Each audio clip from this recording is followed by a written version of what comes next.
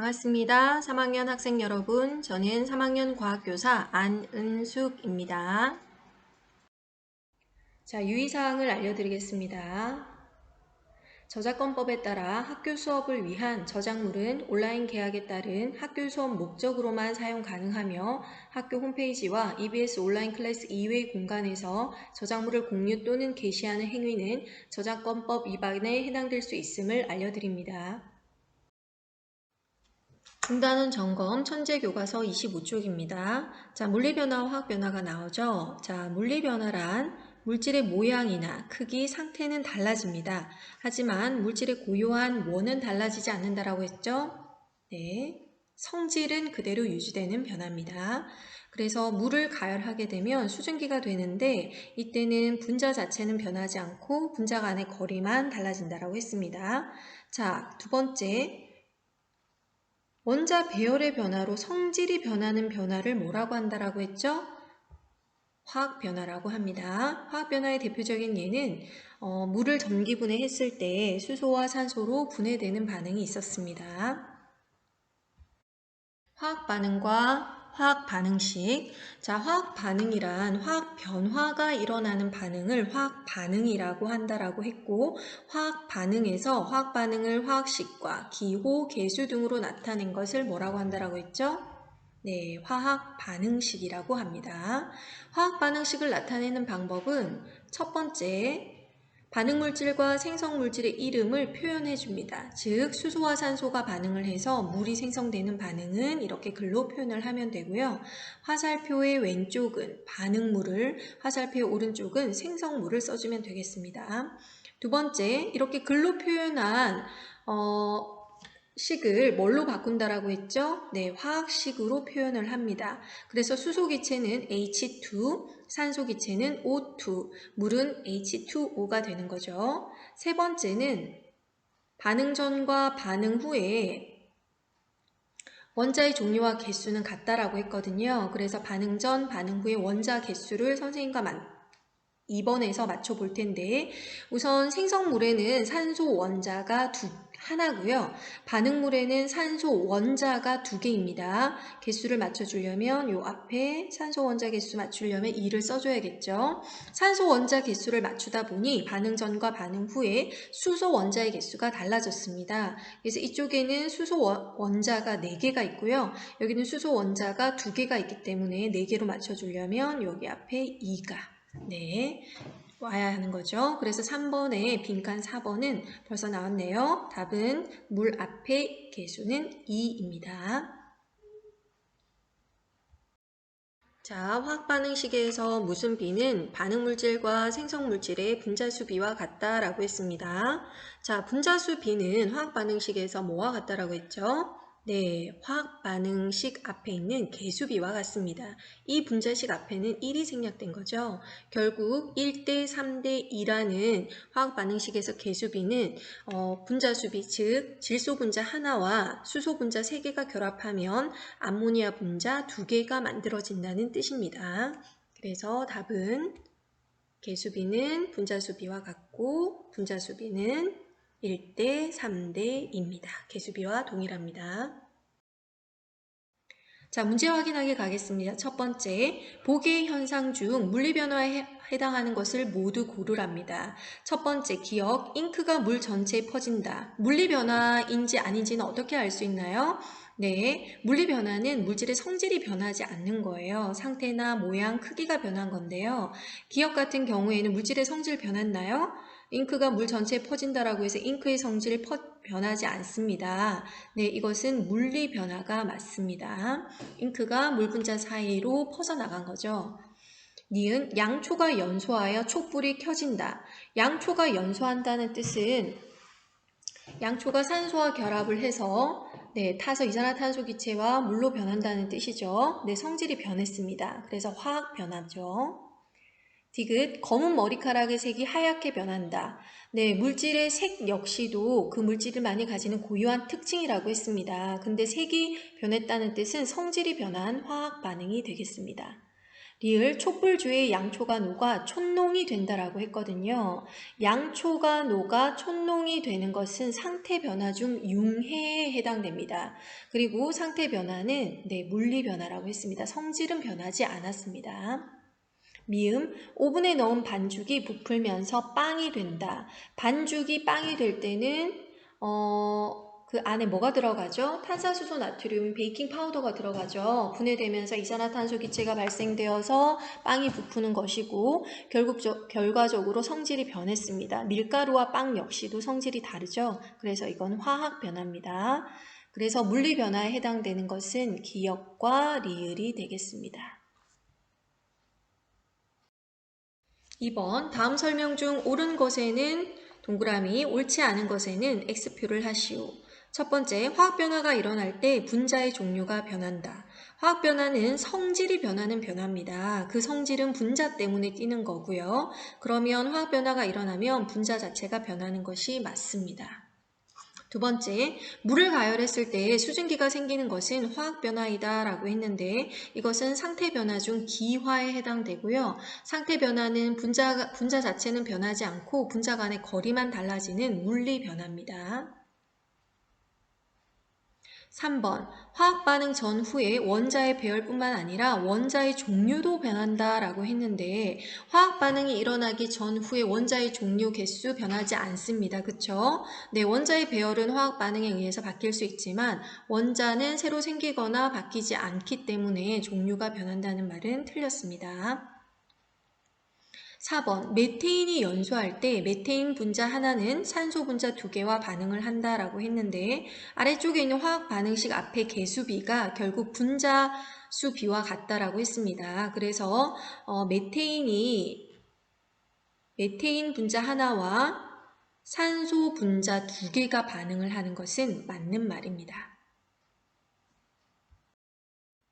3번, 구리 냄비를 가열하면 검게 변한다. 이는 냄비의 구리 성분이 산소와 반응을 하여 검은색의 산화구리가 되기 때문이다.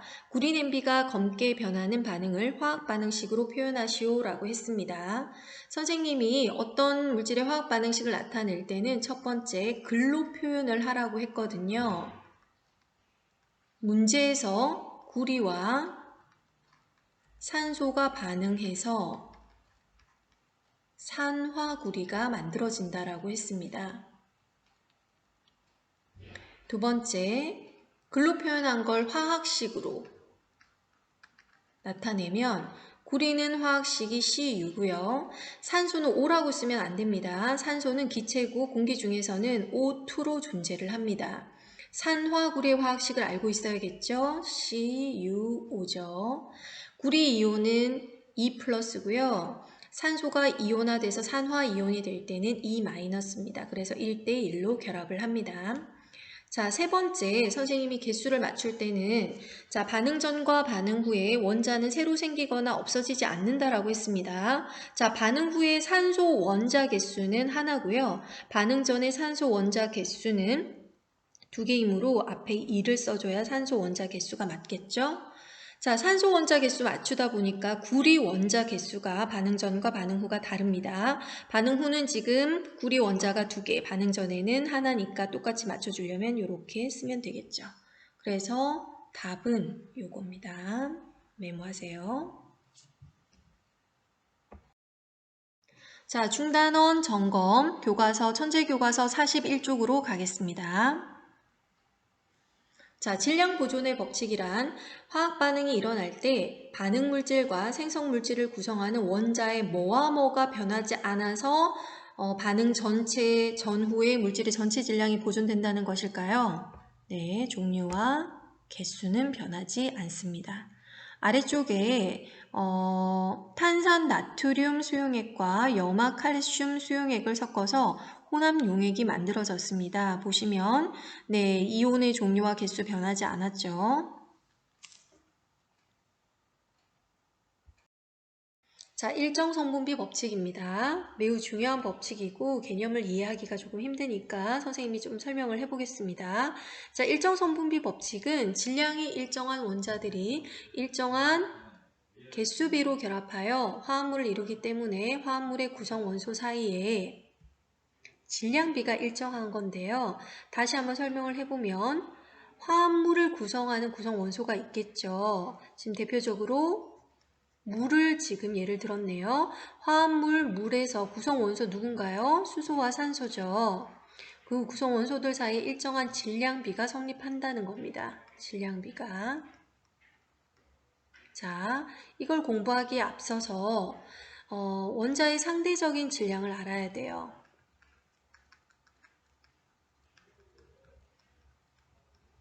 자, 원자들은 너무 작기 때문에 질량도 너무 작겠죠. 그러니까 순수한 원자들의 질량을 하기는 힘들어요. 그래서 과학자들이 원자의 상대적 질량을 구했고 가장 작은 수소 원자의 질량을 1로 가정했을 때 다른 원자들의 상대적인 질량을 구했습니다. 그래서 수소 원자는 상대적 질량이 1이라고 했고요. 산소 원자는 상대적 질량이 16이라고 했습니다. 자, 이걸 가지고 질량비가 일정한지 알아보도록 할게요. 자, 물 분자는 화합물입니다. 이 화합물 안에 수소와 산소가 수소 원자는 2개가, 산소 원자는 하나가 결합을 하고 있죠. 그러니까 수소의 질량은 수소 원자는 2개고요. 상대적인 질량은 1이고, 그 다음 산소 원자는 물 분자 안에 하나가 들어가 있으니까 1개, 산소 원자의 상대적인 질량은 16입니다. 그래서 2대 16이므로 1대 8로 일정하다는 거고요. 즉 물이기만 하면 수소와 산소의 질량비가 1대 8로 항상 일정하다. 이것이 일정 성분비 법칙이고 과산화수소 한번 볼까요? 과산화수소 하나의 분자 안에 자, 수소와 산소 똑같이 구성 원소 종류는 똑같네요. 하지만 수소 원자는 2개, 산소 원자 2개가 결합을 해서 과산화수소를 이루기 때문에 질량비를 계산해 보면 과산화수소 하나의 분자 안에는 수소가 2개, 수소의 상대적 질량 1이죠. 산소 역시 2개, 상대적 질량 16이라고 했어요. 그러면 2대 32가 되고 가장 간단한 자연수비는 1대 16으로 과산화수소이기만 하면 수소와 산소의 질량비가 항상 1대 16이다 라는 뜻입니다. 자, 기체 반응의 법칙 한번 볼게요. 기체 반응의 법칙도 굉장히 어려워요. 기체 반응의 법칙은 일정한 온도와 압력 하에서 기체가 반응을 해서 새로운 기체를 생성할 때 반응하는 기체와 생성되는 기체의 뭐가 일정하다는 건가요? 네, 부피비가 일정한 겁니다. 즉, 수소기체 두 부피와 산소기체 한 부피가 결합을 하면요. 수증기 두 부피가 항상 나온다는 거고 수소와 산소의 그 결합비는 항상 부피가 2대 1이라는 겁니다. 이 부피비는 결과적으로 화학 반응식에서 보면 이 개수비와도 같다라는 걸 우리가 알 수가 있고요. 네, 기체 반응의 법칙에 화학 반응식의 개수비가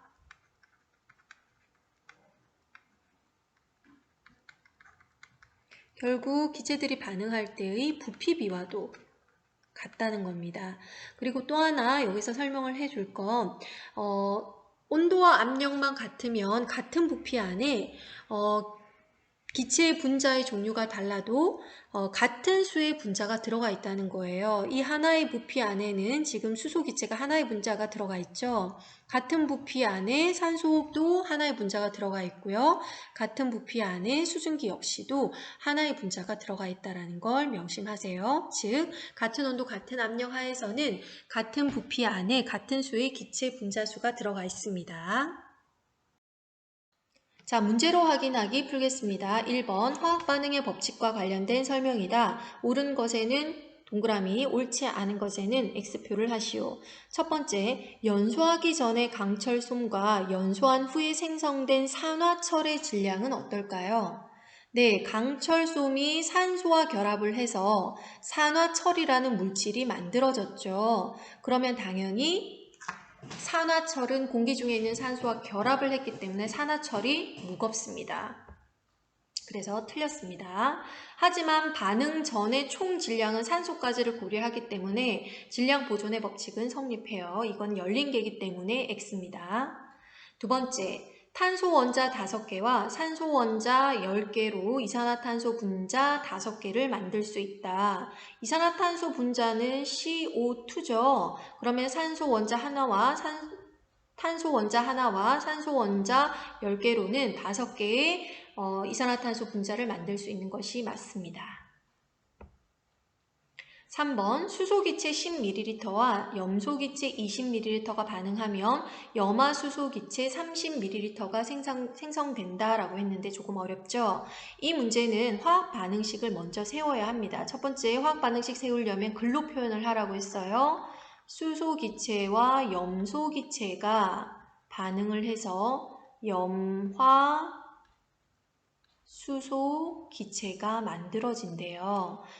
그러면 2번 글로 표현한 걸 화학식으로 나타내겠습니다. 수소기체는 공기 중에서 H2로 존재한다라고 했고요.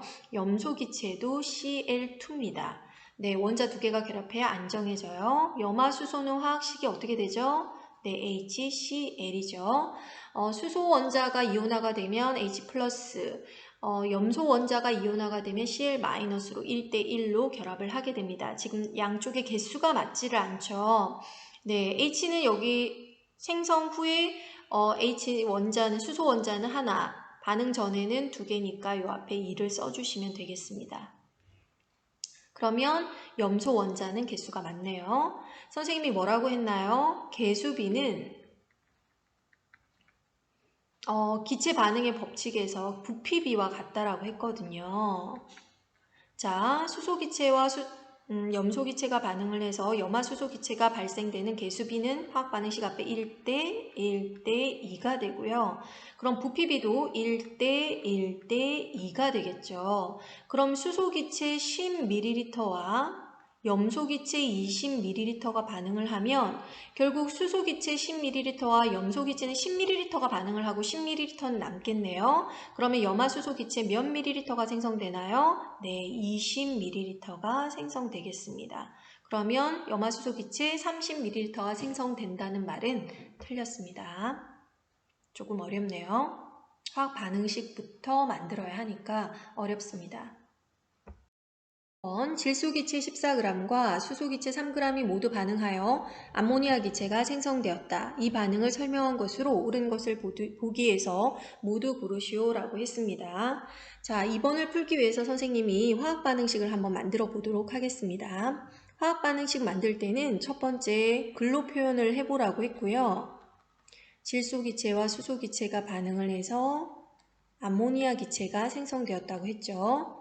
글로 표현한 것을 반응물과 생성물을 화학식으로 나타내면 질소기체는 N이 아니고 N2 형태, 분자 형태로 존재한다라고 했고요. 수소기체도 H2, 암모니아의 화학식이 뭐죠? NH3죠. 자, 반응 전과 반응 후에 원자 종류와 개수가 같다라고 했습니다. 원자 종류는 지금 같게 되어 있고요. 지금 개수가 맞지 않죠. 반응 후에 질소 원자는 하나지만 반응 전에 질소 원자 2개입니다. 그럼 여기 2를 해줘야 생성물도 2개가 되겠죠. 자, 이 앞에 2를 맞췄더니 수소 원자의 개수가 안 맞아요. 생성물에는 총 6개지만 반응물에는 2개입니다. 그럼 앞에 3을 써주면 반응물에도 수소 원자의 개수가 6개가 돼요. 네, 양쪽이 맞겠죠. 자, 이런 상태로 보기 문항을 한번 보도록 하겠습니다. 기억. 생성된 암모니아의 질량은 17g이래요. 근데 문제에서 뭐라고 했나요? 자, 질소기체 14g과 수소기체 3g이 모두 반응을 했다라고 했거든요. 그러면 이 반응물의 총 질량은 생성물의 총 질량과 같기 때문에 암모니아 기체는 17g이 나올 거예요. 맞습니다. 니은 반응하는 질소와 수소의 부피비는 14대 3이라고 했는데 이 14대 3은 질량비지 부피비가 아니죠. 자, 부피비는 선생님이 뭐와 같다라고 했나요? 화학 반응식에서 개수비와 같다라고 했습니다. 그러면 개수비가 어떻게 되나요? 1대 3대 2죠. 그래서 질소와 수소의 부피비는 1대 3이 되어야 합니다. 니은은 틀렸네요.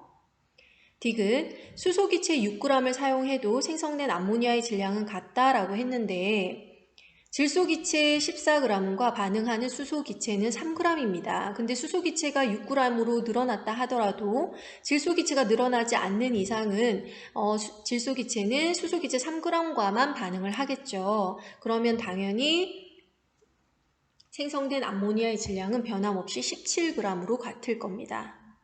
네, 맞는 표현입니다. 그래서 답은 기역과 디귿입니다. 3번 가와 나를 반응 전후의 질량을 각각 측정했을 때 질량이 같은 것과 다른 것을 구분하고 그렇게 답한 까닭을 설명하시오 라고 했는데, 자, 질량 보존의 법칙이 무엇이었나요? 반응 전에 반응물의 총 질량은 반응 후 생성물의 총 질량과 같다라고 했습니다. 자, 가와 나는 사실 기체가 발생하는 반응이고요. 기체가 발생했을 때, 자, 가는 밀폐된 용기이기 때문에 당연히 질량이 보존되겠죠. 그리고 나는 밀폐가 되지 않은 공간에서 종이를 연소시켰기 때문에 종이의 연소 후 뭐가 나오나요? 재가 남고 이산화탄소와 수증기가 발생할 겁니다. 그러면 그 기체의 질량을 측정할 수가 없겠죠. 그래서 가는 질량 보존이 성립하고 나는 성립하지 않는데, 그렇게 답한 이유는 가는 밀폐되었기 때문에 수소기체가 산과 금속이 반응을 하면 수소기체가 발생한다라고 했죠. 수소기체가 빠져나가지 못함으로 질량이 보존되고, 나는 밀폐되지 않은 공간이므로 연소 후 발생된 이산화탄소 기체와 수증기가 공기 중으로 날아가므로 질량이 결과적으로 감소한 것처럼 보일 겁니다. 자, 천재교과서 49쪽 중단원 점검 첫 번째, 화학 반응에서의 에너지 출입입니다. 자, 화학 반응이 일어날 때 주위로 열 에너지를 방출하는 반응을 발열 반응이라고 하고, 주위로부터 열 에너지를 흡수하는 반응을 흡열 반응이라고 합니다. 무엇이 일어나면 주위 온도가 높아질까요? 네, 발열 반응이 일어나면 주위로 열을 방출하니까 주위의 온도가 높아지고요. 흡열 반응이 일어나면 주위의 온도를 흡수하기 때문에 주위의 온도는 결과적으로 낮아지게 됩니다. 화학 반응에서 열 에너지가 출입하는 얘가 굉장히 중요하다고 했습니다. 자, 발열 반응은 물질이 산소와 만나 연소하는 반응이 다 발열 반응이죠. 연소라고 하는 것은 물질이 산소와 결합해서 빛과 열을 방출하는 것들을 연소라고 한다라고 했습니다. 그리고 금속이 녹슬 때도 발열 반응이라고 했고요. 금속과 산이 반응할 때도 열이 발생한다라고 했습니다. 그리고 산과 염기의 반응 역시 발열 반응의 대표적인 예라고 했습니다. 자, 흡열 반응 볼까요? 흡열 반응은 수산화바륨과 염화 암모늄의 반응이 흡열 반응이고요. 탄산수소 나트륨, 즉 베이킹 파우더라고 하는 탄산수소 나트륨의 분해 반응이 대표적인 흡열 반응입니다. 화학 반응에서의 에너지 출을 이용한 장치입니다. 자, 손난로는 따뜻하게 하는 거죠. 그러니까 발열 반응의 예로 이제 그 물질을 구성해야 될 겁니다. 철과 산소가 반응할 때 열이 발생한다라고 했죠. 열 에너지를 방출하는 원리를 이용한다. 자, 손냉장고는 이제 차갑게 유지를 하기 위해서 사용하는 것이고, 수산화 바륨과 염화 암모늄이 반응할 때 열 에너지를 흡수하는 원리를 이용한다라고 했습니다. 아래쪽의 그림은 예전에 선생님이 설명을 했던 그림입니다. 넘어가겠습니다. 자, 문제로 확인하기 첫 번째, 화학 반응에서의 에너지 출입과 관련된 설명이다. 옳은 것에는 동그라미, 옳지 않은 것에는 X표를 하시오. 첫 번째, 발열 반응이 일어나면 주위의 온도는 어떻게 된다라고 했나요? 네, 열이 방출되었기 때문에 주위의 온도는 높아집니다. 2번, 철이 산소와 반응을 하여 산화철을 생성할 때 주위로 열 에너지를 방출하는 발열 반응이라고 했죠. 수산화 바륨과 염화 암모늄이 반응할 때는 주위로부터 열 에너지를 흡수하는 흡열 반응이라고 했습니다. 두 번째, 액화천연가스의 주 성분인 메테인이 연소하면 열 에너지를 방출한대요. 이와 같이 열 에너지를 주위로 방출하는 반응을 모두 고르랍니다. 발열 반응을 고르면 되겠죠. 자, 염산과 수산화 나트륨, 얘는 염기입니다. 그러면 산과 염기 반응이니까 발열 반응이고요. 탄산수소 나트륨의 분해 반응은 흡열 반응이라고 했습니다. 금속과 산의 반응 역시 발열 반응이라고 했죠. 답은 기역과 디귿입니다. 자, 3번. 에어컨의 실외기에서 더운 바람이 나오는 현상과 철과 산소의 반응을 이용한 손난로는 모두 열에너지를 방출하는 것과 관련이 있대요. 두 현상이 일어나는 원리에는 어떤 차이점이 있는지 설명하라고 하네요. 에어컨에는 냉매제가 흐릅니다. 냉매가. 실외기에서 더운 바람이 나온다는 것은 기체 냉매가 액체 냉매로 상태 변화하면서 기체는 액체보다 분자 운동이 활발하죠. 그러면 자신이 가지고 있는 에너지를 액체로 분자 간의 거리가 가까워지려면 자신이 가지고 있는 에너지를 주위로 방출해야 액체가 됩니다. 그러니까 주위로 열을 방출하는 상태 변화가 일어나는 것이고 손난로 같은 경우에는 철이 산소와 화학 반응을 하는 거죠. 화학 반응을 해서 주위로 열을 방출하는 즉 화학 반응입니다. 에어컨 실외기는 물리변화, 손난로는 화학변화에 의해서 주변으로 열을 방출하는 것이라고 생각하시면 되겠습니다. 고생 많았습니다.